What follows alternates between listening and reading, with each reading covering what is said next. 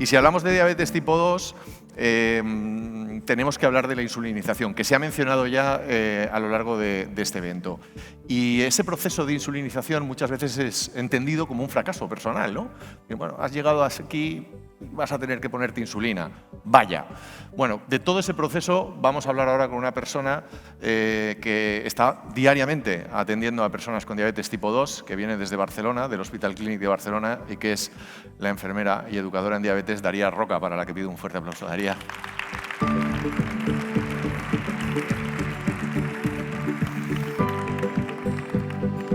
Bienvenida. Gracias. ¿Cómo estás, Daría? Un gusto. Siéntate aquí. Gracias. Daría y sus posits. Yo le he tenido la ocasión de entrevistar en muchas ocasiones y para mí una entrevista con Daría sin posits es como... no tiene ningún sentido, así que voy a aprovechar que has traído... Exactamente, vivan los boomers, para que hablemos de ese proceso de la insulinización, ¿no? Y vamos a empezar por el principio, como me gusta a mí hacer las cosas un poco en orden. ¿Cuáles son los miedos más habituales que presentan las personas con diabetes tipo 2 cuando se les plantea esta situación de decir, oye, tu tratamiento ha llegado a un punto en el que tenemos que dar un paso más, que es el de que empieces a utilizar insulina?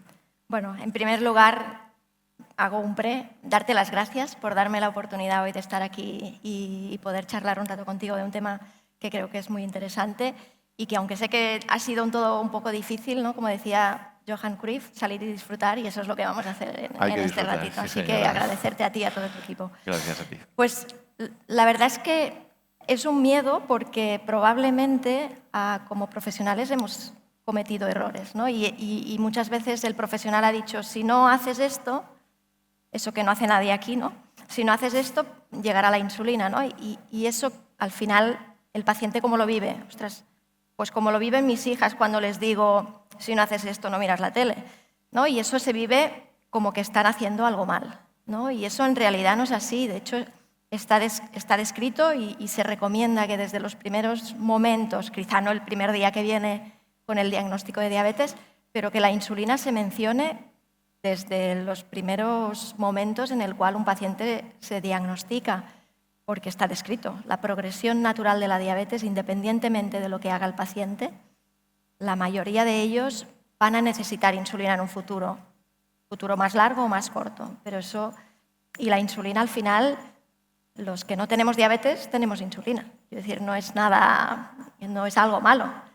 Y muchas veces el miedo no es a la insulina, sino lo que conlleva llevar insulina, ¿no? Que es pincharte, ¿no?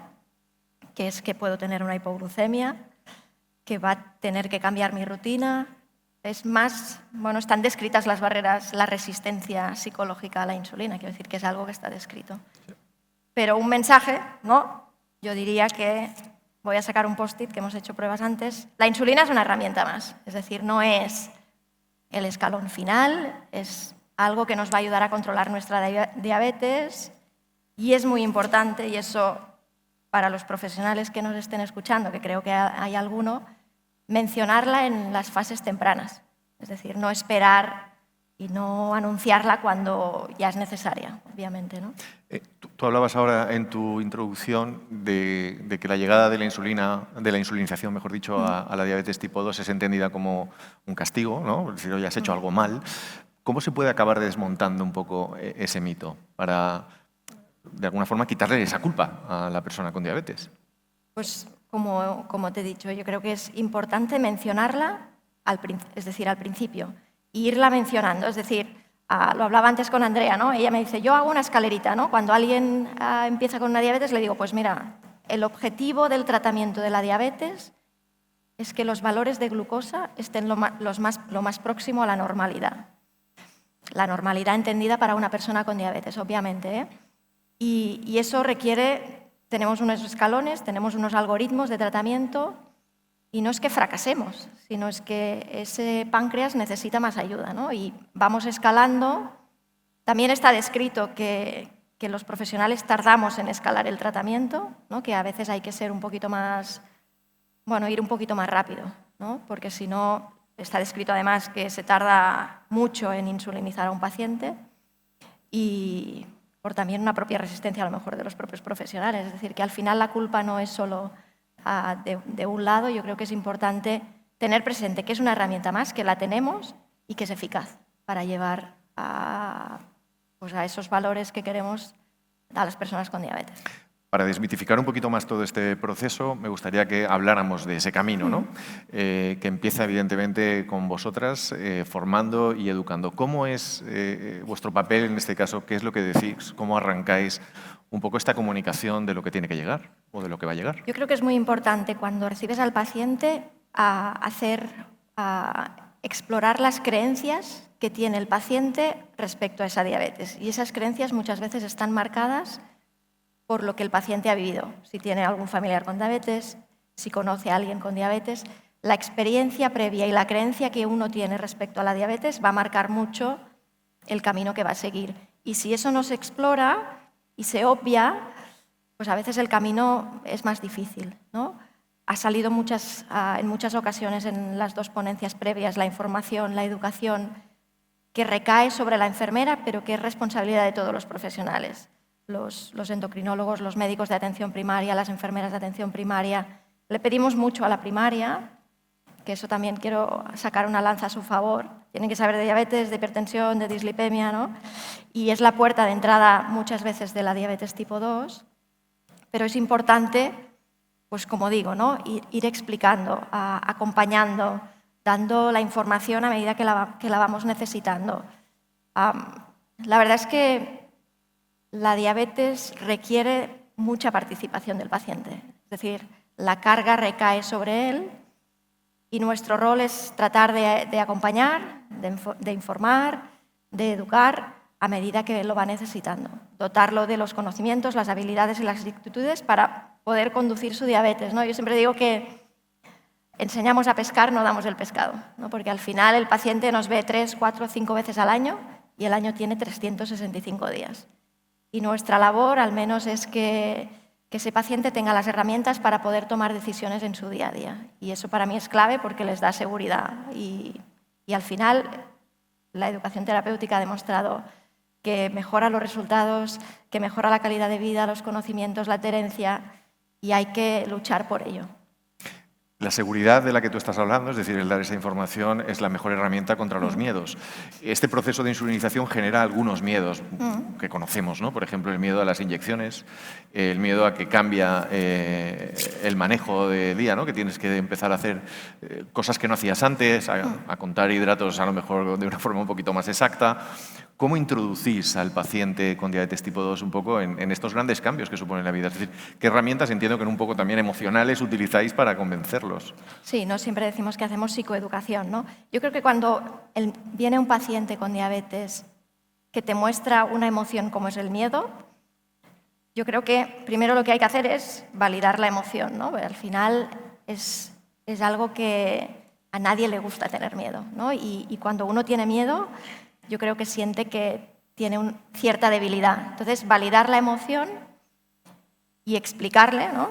Yo creo que ayudarle, acompañarle, lo que he dicho, validar, acompañarle y ayudarle, y eso es con información, explicarle qué va a tener que hacer a partir de ahora, que le vamos a enseñar lo que tiene que hacer, que lo vamos a hacer conjuntamente. De hecho, en la insulinización muchas veces la primera inyección es muy importante hacerla de forma conjunta, y yo soy más partidaria que la haga el paciente ya la primera.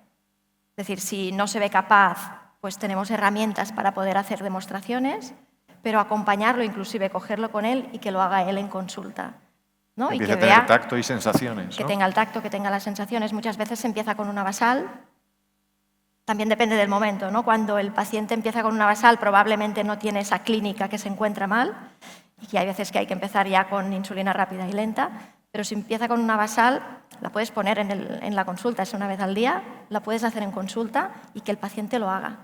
Y también explorar qué ha sentido, ¿no? Y explorarlo, decirle, mira, nos vemos hoy, nos vemos en una semana, en un mes, el tiempo que necesites. Darles accesibilidad, porque si tienen cualquier duda puedan venir. Eso también les da seguridad. Explicar el material, dónde tienen que obtenerlo, cómo hacerlo, y hacerlo todo con él o el cuidador, porque muchas veces, o que vengan acompañados también es muy importante, ¿eh? Es decir, muchas veces nos miramos al paciente, pero la diabetes tipo 3 también ayuda y es fundamental, ¿no? Entonces, explicarle muy bien lo que le va a implicar, cómo va a tener que llevar la insulina. Muchas veces piensan, ostras, con insulina podré ir a comer fuera. Pues sí, y te enseñaremos a ello. Es decir, tratar de rascar y que el paciente exprese sus dudas, sus dificultades, y a partir de sus dudas y sus dificultades, con la información necesaria, ir trabajando los diferentes momentos, ¿no? Yo creo que es importante. Y todo esto bajo el paraguas, ¿no? que se ha dicho aquí de la educación terapéutica, ¿no? Que creo que también es fundamental. Hablas de un proceso de acompañamiento, has dicho, pues lo vemos en una semana, lo vemos en un mes, lo vemos en un año. ¿Cómo es esa evolución? Una vez ya ha empezado el paciente a utilizar la insulina, cuando los veis por primera vez, después de que les hayáis dejado a solas empezar a gestionar las pautas, ¿cómo es después un segundo contacto? Es decir, ¿cómo va cambiando la vida de una persona con diabetes tipo 2 cuando empieza a utilizar la insulina? Bueno, en nuestro caso hacemos una supervivencia en el momento que viene y luego lo citamos al cabo dependiendo, ¿eh? Tenemos los días estipulados, pero no es nunca superior a una semana. Y siempre es muy importante explicarle cómo se ha sentido, explicarle que si lo ha podido llevar a cabo, ¿no? Y el seguimiento acaba siendo, esto es muy independiente, como habéis dicho, cada centro lo hace diferente. Hay una pregunta que me gusta mucho, que es, ¿has dejado de hacer algo que querías hacer antes de tener diabetes, ahora teniendo diabetes?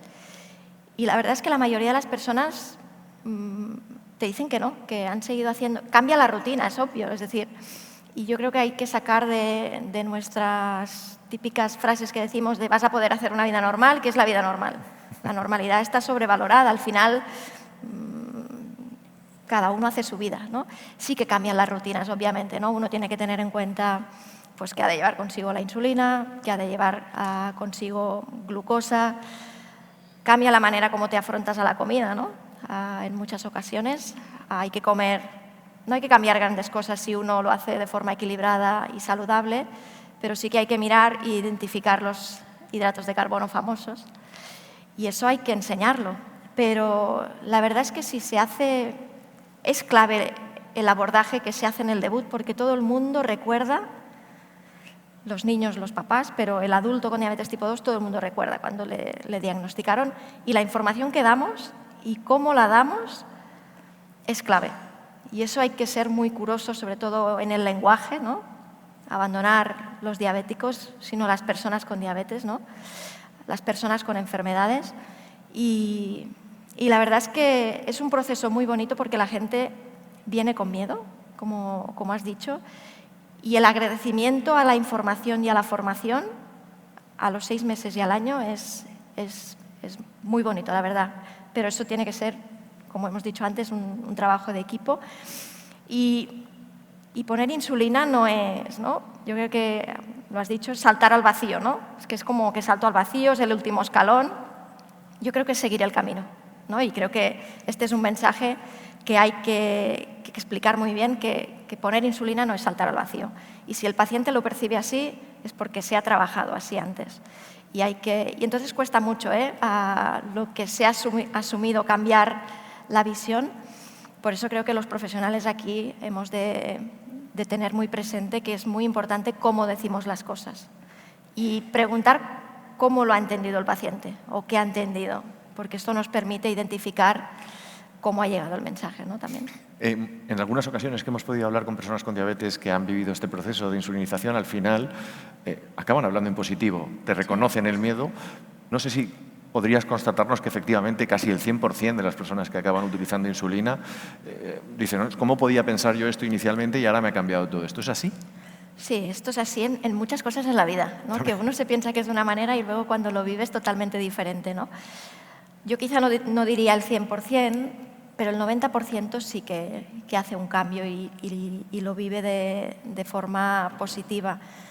Pero la diabetes que el paciente con diabetes que lleva insulina, si tú le preguntas a alguien, no de los que aquí están, ¿no? Que están muy motivados, pero te dice, uy, tiene la mala, ¿no? Y esto culturalmente hay que cambiarlo. Es decir, el que tiene diabetes y lleva insulina, no es que tenga la diabetes mala, o el que no lleva. Y eso es así, y sigue siendo así, aunque tratamos de cambiarlo. Y eso nos quedan años, yo creo, pero eso pasa porque el paciente con insulina pues, lo normalice, el entorno lo normalice, los profesionales lo normalicemos. No entender la insulina como un fracaso. ¿no? Es, como digo, una herramienta más, es seguir el camino, es parte del tratamiento y es fundamental los mensajes que demos. Te voy a pedir unos cuantos mensajes de esos, ¿vale? Porque yo agradezco mucho a la gente que está aquí hoy con nosotros, que está presente aquí hoy en Córdoba, pero pensemos también en aquellos que nos puedan ver dentro de una semana, dentro de un mes. Si tuvieras que decirles errores que podían prevenir o cosas a evitar para que este proceso de insulinización o el empezar a usar la insulina no sea ningún drama ni nada traumático, ¿qué mensajes les darías? A pacientes. A pacientes, sí. Es una herramienta más. La insulina nos va a dar más control y eso nos va a dar más autonomía y al final esto es lo que busca el paciente. Insulina probablemente nos lleve a más control y a más autonomía. No es con información, con educación, sabiendo lo que has de hacer en cada momento, te vas a encontrar mucho mejor probablemente dependiendo del momento en el que llegues a la insulina y eso al final la gente, nadie quiere encontrarse mal. Necesitas estar acompañado. Y eso es clave, acompañado por tu equipo, ya sea en atención primaria, ya sea en hospitalización, tener referentes en educación, ¿no? Como hemos dicho. Entonces, tener miedo, pues probablemente es normal porque se ha generado esa sensación, pero con información, con acompañamiento, con las herramientas, con la práctica acompañado de tu equipo, ese miedo va a ir desapareciendo. Desmitificar de alguna manera todo esto de lo que estamos hablando. De eso vamos a hablar. Bueno, van a hablar a continuación Iñaki y Agustina y los vamos a escuchar, pero te quiero agradecer una vez más que estés, que además te hayas puesto el pin del Diabetes Experience Day y que siempre atiendas la llamada de quien te llama. Siempre es un placer entrevistarte y leer tus posits. Muchas gracias. Un fuerte aplauso para Daria. Gracias. Gracias. Gracias a ti.